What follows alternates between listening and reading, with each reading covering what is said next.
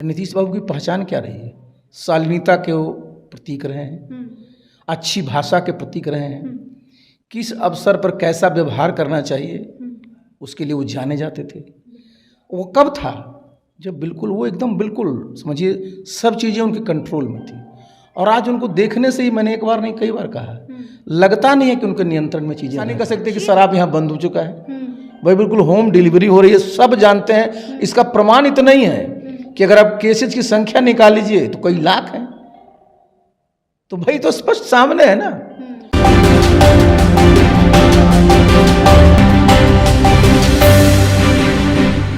नमस्कार, आप देख रहे हैं रब्सी लाइव न्यूज़ और मैं हूं आपके साथ निधि सिंह।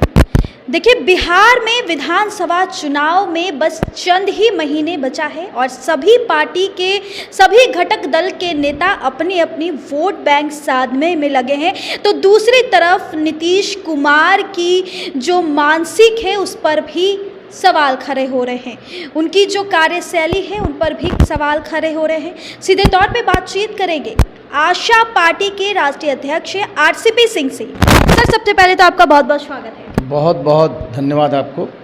सर, नीतीश कुमार को कई लोग लाचार बोल रहे हैं। इस तरीके से हमारे राष्ट्रगान का अपमान किए थे। हमें बचपन से सिखाया गया, हम लोग जब स्कूल में भी थे सर, अगर राष्ट्रगान बजता है तो हमें साइलेंटली खड़े होकर ध्यान से सुनना चाहिए, मौन रहना चाहिए। लेकिन आपने भी वो वीडियो देखा होगा सर, उसको लेकर बहुत ज़्यादा ट्रोल हो रहे हैं। क्या नीतीश कुमार वाकई में लाचार हो गए? देखिए, आपने बहुत अच्छी बात कही। प्रत्येक देश का जी, एक राष्ट्रीय गान होता है, उसका एक अपना झंडा होता है और ये उस देश के मान, सम्मान और इज्जत का प्रतीक होता है। और इसीलिए अपने देश में भी चाहे वो तिरंगा हो या राष्ट्रीय गान हो, इसके लिए पूरा का पूरा नियम, कायदा, कानून बना हुआ है। और सामान्य रूप से सब लोग इस बात को जानते हैं, समझते हैं कि जब राष्ट्रगान बजने वाला है, लोगों को सचेत कर दिया जाता है और सब लोग सावधान मुद्रा में खड़े हो जाते हैं। ये बिल्कुल प्रोटोकॉल है पूरे देश भर में। और हमारे अपने देश के लोग भी जब बाहर जाते हैं, हमारे खिलाड़ी ओलंपिक में जाते हैं, एशियन गेम्स में जाते हैं, कॉमनवेल्थ गेम में जाते हैं, जब उनको आप देखते होंगे, जब उनको प्राइज मिलता है तो क्या बजाया जाता है? जो राष्ट्रीय गान है वही बजता है। और एक हमारा जो खिलाड़ी है उसके मन में एक अपने राष्ट्र के प्रति एक जो भावना उभरता है ना, तो जब राष्ट्र गान बजता है और आप जब उसमें सम्मिलित होते हैं तो एक अजब टाइप की भावना होती है। और वो बहुत ही गंभीर मतलब कि माहौल होता है। वो गमगीन माहौल नहीं होता है, गंभीर माहौल होता है। और उसकी गंभीरता बनाए रखी जानी चाहिए। और इसलिए मैंने बताया ना, उसके बाज़ाब्ता प्रोटोकॉल बने हुए हैं। और जिस प्रकार से माननीय मुख्यमंत्री जी ने भाई राष्ट्रीय गान जब वो हो रहा था और उनका जो बॉडी लैंग्वेज था वो तो कहीं से भी क्षम्य नहीं है। देखिए, ये समझना किनको चाहिए?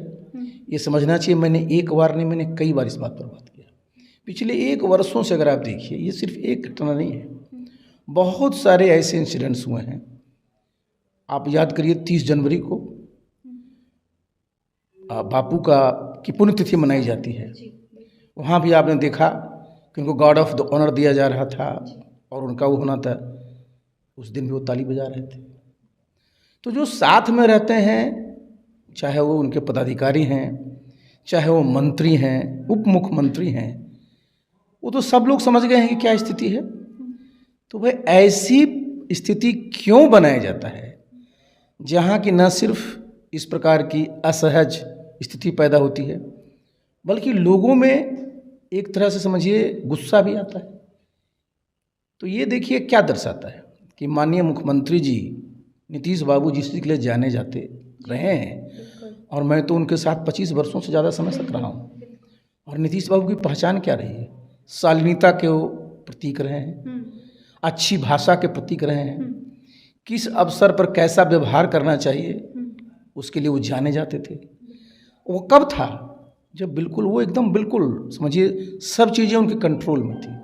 और आज उनको देखने से ही मैंने एक बार नहीं कई बार कहा, लगता नहीं है कि उनके नियंत्रण में चीज़ें रह गई। अचेत अवस्था में चले गए क्या? देखिए, अचेत अवस्था तो हम नहीं कहेंगे, लेकिन निश्चित रूप से भाई जो एक पूरे नियंत्रण में उनका जो समझिए सब चीज़ रहता था, उनके व्यवहार से नहीं लगता है। और ये देखिए, मैंने एक बार नहीं कई बार कहा और मैं फिर कह रहा हूँ, ये कहाँ ऐसा हो रहा है?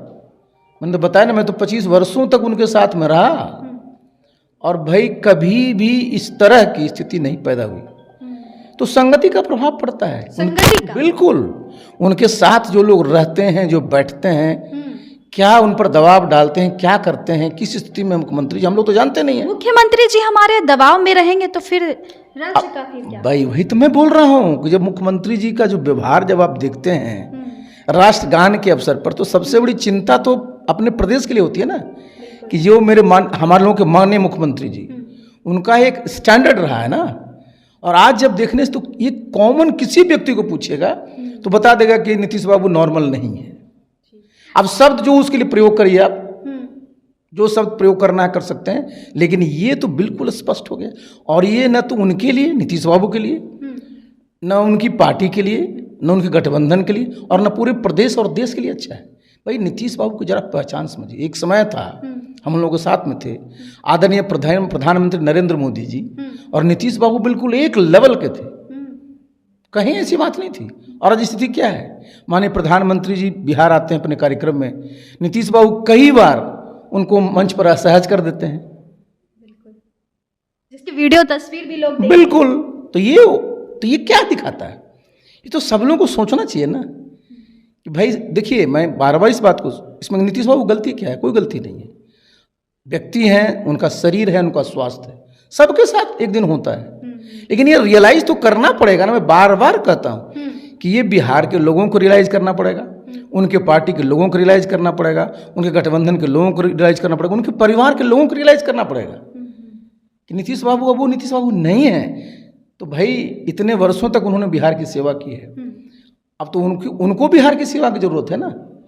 उनको जो है उनका ठीक से सेवा होनी चाहिए, उनका ख्याल रखा जाना चाहिए, और इस प्रकार की असहज स्थितियों से बचना चाहिए।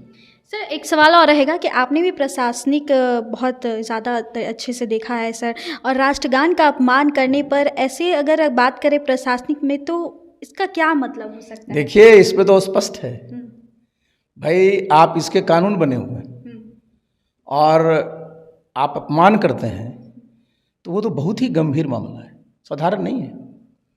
लेकिन मैं तो इसलिए बोल रहा हूँ ना नीतीश बाबू कंटेक्स्ट में, क्योंकि ये उनका आइसोलेटेड नहीं है, कई चीज़ें घट रही हैं।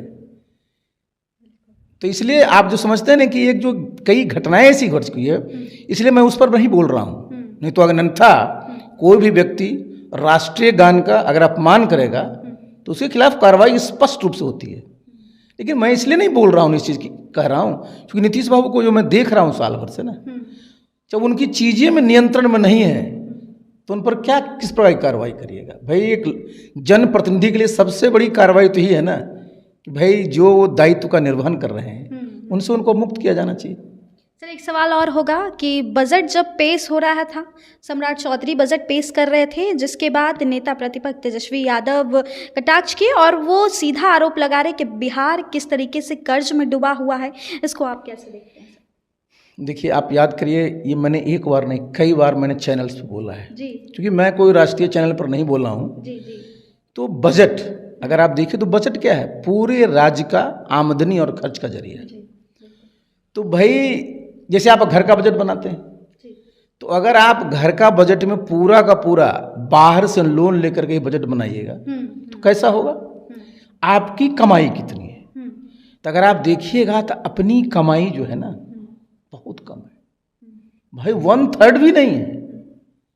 आप जरा समझिए, यही तो मैं एक बार नहीं मैंने कई बार कहा कि भाई नीतीश बाबू 20वां साल उनका चल रहा है एनडीए का, सब तरह के काम हुए हैं, लेकिन जरा बताइए कि बिहार में संसाधन बढ़ाने के लिए क्या काम हुआ?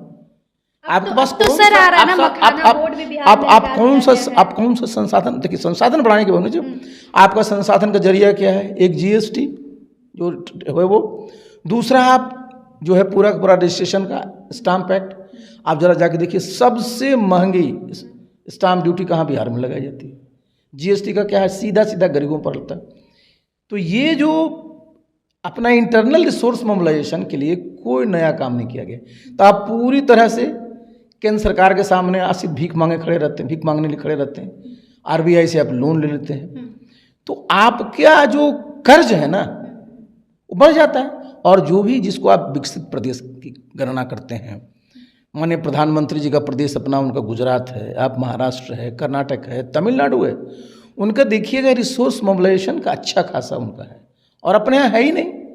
तो भाई आप कहने को लंबी लंबी बात करिएगा, भाई 3,17,000 करोड़ का बजट पे करिएगा, अब पता चला उससे ज़्यादा तो सर आपके ऊपर जो है लायबिलिटी है। और ये सिर्फ अपने देश के, अपने प्रदेश के लिए, देश में भी देखिए, अपने देश में भी अगर देखिएगा तो जो हम लोगों का जो ऋण की लायबिलिटी है वो मैं देख रहा था तो बहुत ज़्यादा है।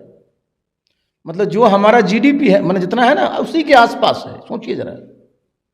लेकिन देखिए आप कर्ज लेते हैं, कर्ज लेकर किस पर खर्च कर रहे हैं? कर्ज अगर आपने लिया, प्रोडक्टिव एक्टिविटी में खर्च हुआ, आपका मैन्युफैक्चरिंग बढ़ा, आपकी आमदनी बढ़ी, तब तो अच्छा है। और कर्ज लेकर के अगर खाएंगे तो वही होता है ना कि यावत जीवेत सुखम जीवेत ऋणम कृत्वा घृतम पिबेत। अरे घी पीना है अपने पैसे से पीना है। हम लोग कब तक ऋण लेकर घी पीते रहेंगे? तो ये होना चाहिए, और इसकी कमी बजट में दिखती है। और ये स्वीकार करना पड़ेगा कि बिहार में भाई एक सोर्स होता था, आप जानते हैं, एक्साइज का। आज अगर एक्साइज यहाँ रहता तो 25 से 30 हज़ार करोड़ उसमें आता, आराम से आता है। तो कम से कम 25 से 30 हज़ार करोड़ आपका होता, और आज आपका वो जीरो है। और ऐसा नहीं कह सकते कि शराब यहाँ बंद हो चुका है, भाई बिल्कुल होम डिलीवरी हो रही है, सब जानते हैं। इसका प्रमाण इतना ही है कि अगर आप केसेज की संख्या निकाल लीजिए तो कई लाख हैं। तो भाई तो स्पष्ट सामने है ना। तो रिसोर्स बढ़ाने के लिए कोई इस तरह का काम नहीं किए गए, और जो एक ट्रेडिशनल रिसोर्स का जरिया था एक्साइज का, वो भी समाप्त कर दिए। तो होगा क्या कि भाई आपका बजट है, तो बजट तो आश्रित है केंद्र सरकार के रहमो करम पर, और जितने भी फाइनेंशियल इंस्टीट्यूशन है उसके रहमो करम पर। तो चलिए, हमारी खास बातचीत थी, अभी मौजूद थे हम साथ में आरसीपी सिंह जी, और इन्होंने बहुत सारे मुद्दे पे चर्चा की। कैसे लगी कमेंट में ज़रूर बताइएगा। बहुत बहुत धन्यवाद।